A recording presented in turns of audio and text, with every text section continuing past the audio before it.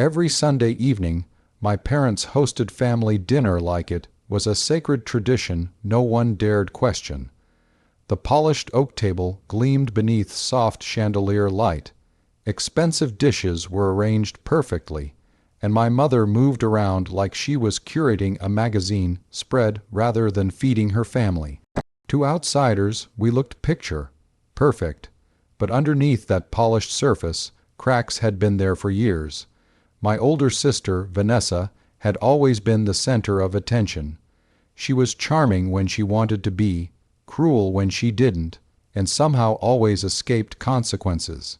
Growing up, she could insult me, steal from me, or humiliate me, and my parents would simply excuse it as sibling rivalry. Meanwhile, I became the dependable one, the responsible younger sister who cleaned up messes no one else wanted to handle. That role followed me into adulthood. While I built a successful career as a financial advisor through discipline and sacrifice, Vanessa lived recklessly. Designer clothes, luxury vacations, overpriced cars. She spent money faster than she earned it. 3 years ago, when she and her husband Trevor were on the verge of foreclosure, she came to me crying.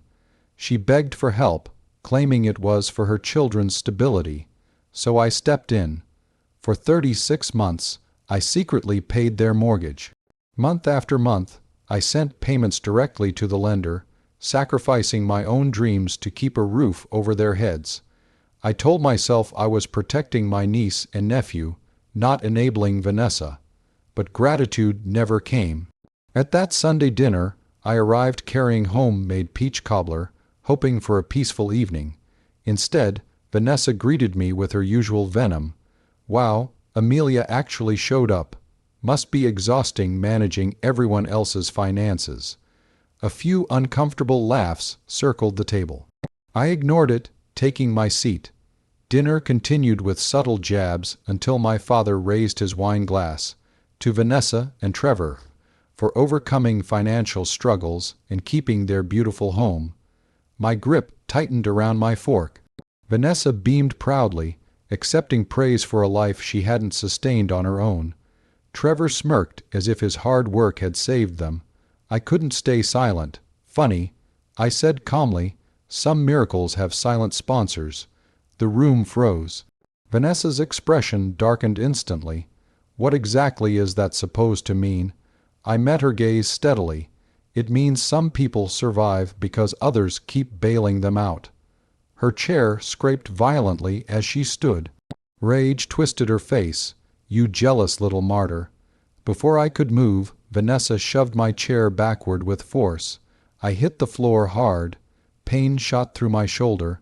My dessert dish shattered, and gasps echoed around me. Then Vanessa laughed, and in that moment, everything inside me changed. The laughter hurt more than the fall. As I pushed myself off the hardwood floor, my shoulder throbbed and peach cobbler clung to the sleeve of my dress. But none of that compared to the sting of betrayal burning in my chest. Vanessa stood above me with a smug smile, wineglass still in hand, like humiliating me was just another entertaining family moment. I looked around the table, desperate for anyone, to say something. My mother sighed dramatically instead. Amelia, don't cause a scene. Cause a scene? I had just been shoved to the ground like I was disposable. My father avoided eye contact, more interested in cutting his roast than acknowledging what had happened. Trevor muttered something under his breath about me being too sensitive. No one defended me, not one person, and suddenly, years of sacrifice replayed in my mind like a cruel montage. Late nights reviewing Vanessa's overdue bills, transferring thousands from my savings, postponing vacations, skipping luxuries, all to ensure her children wouldn't lose their home. 3 years, 36 mortgage payments, over $100,000. I had given them security, and they had given me humiliation. Something inside me hardened. I stood, slowly and carefully, brushing crumbs from my dress. The room was silent now, everyone sensing a shift they couldn't quite name. Vanessa rolled her eyes. "Oh, please, Amelia, stop acting like a victim." I picked up my purse from the broken dessert dish beside me and turned to face her fully. For once, I wasn't angry. I was done. "You're right," I said evenly. She smirked, clearly expecting surrender, but then I continued. "Starting tomorrow, I will no longer be making your mortgage payments." The color drained from her face instantly. Trevor nearly choked. My mother's jaw dropped. "What?" Vanessa snapped, her voice cracking. "You can't be serious." "Oh, I'm very serious." Panic replaced arrogance. "You'd let your own niece and nephew suffer." I held her stare. "No, Vanessa, you will." The room erupted. My mother called me cruel. My father accused me of tearing the family apart. Trevor demanded I stop being vindictive. But for the first time, I recognized the truth. Their outrage wasn't about family. It was about losing access to me, their safety net, their unpaid lifeline. I walked toward the front door as Vanessa's voice rose behind me, now desperate. "Amelia, you owe us." I paused, hand on the door handle, then looked back one final time.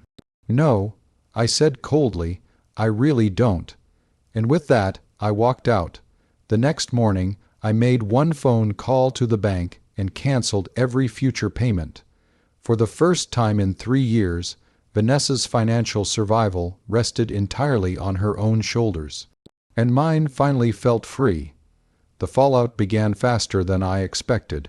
Within 48 hours of canceling Vanessa's mortgage payments, my phone became a battlefield. Missed calls, furious voicemails, manipulative texts. My mother left tearful messages accusing me of destroying the family, while my father's shorter messages were colder, demanding I fix this mess immediately. But I ignored them all. For the first time in my life, I chose peace over guilt. Vanessa, however, was relentless. She called from different numbers when I blocked her. She sent Trevor to contact me. She even used my niece's phone once, hoping I'd answer. When I finally listened to one voicemail, her tone had shifted from rage to desperation. "Amelia, please, we're behind already. The bank is calling. You made your point." I almost laughed. 3 years of my support had become so expected that she viewed my financial sacrifice as an obligation rather than generosity. Days later, social media revealed the cracks in Vanessa's carefully curated life. Gone were the luxury brunches and shopping sprees. Instead, vague posts appeared about family betrayal and fake supporters. She wanted sympathy. But people were beginning to notice inconsistencies.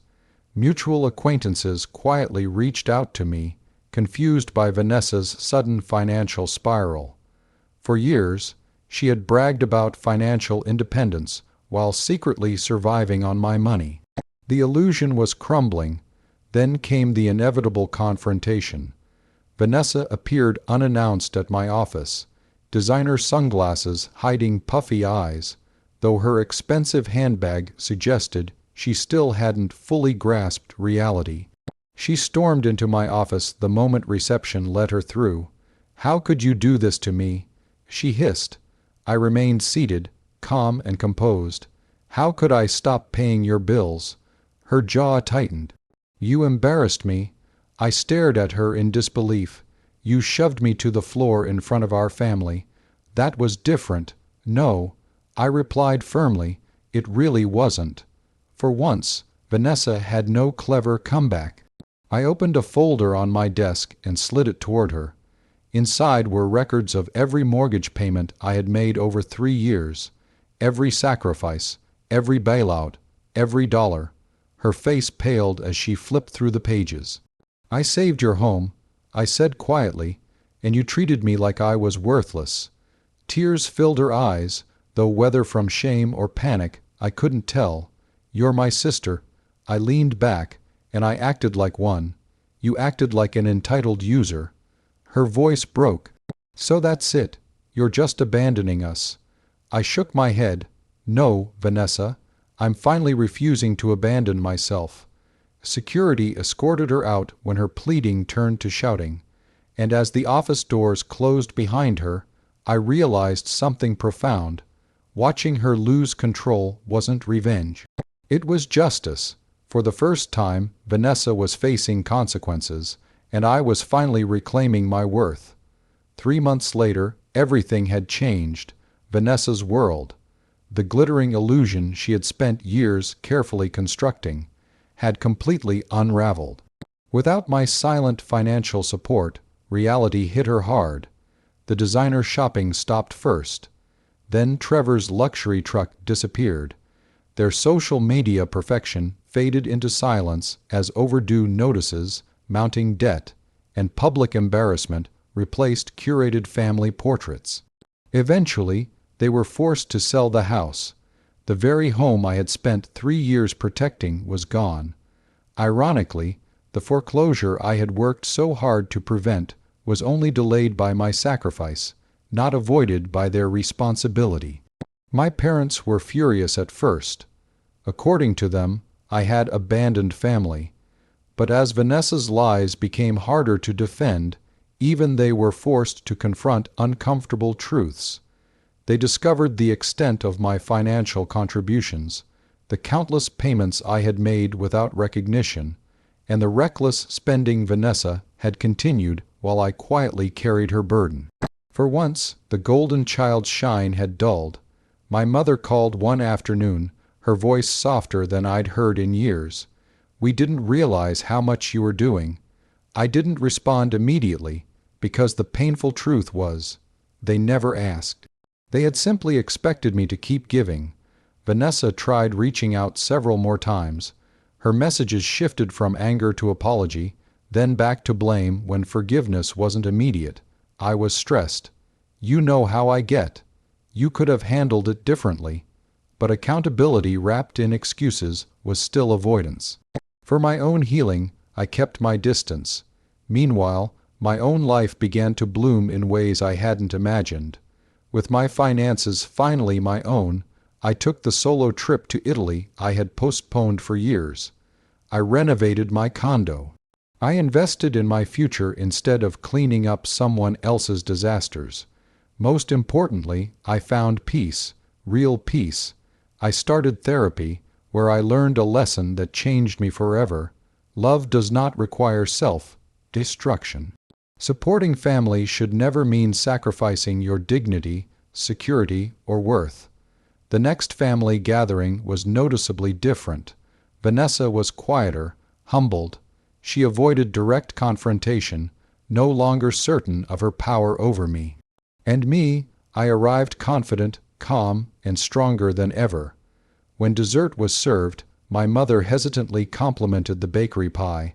I smiled politely. I didn't bring it, because I no longer felt obligated to prove my value through service. Vanessa glanced at me from across the table, perhaps finally understanding what she had lost. Not just financial support, but a sister who had loved her despite everything. She shoved me from my chair that night. But in doing so, she unknowingly pushed me into freedom, and walking away was the sweetest revenge of all.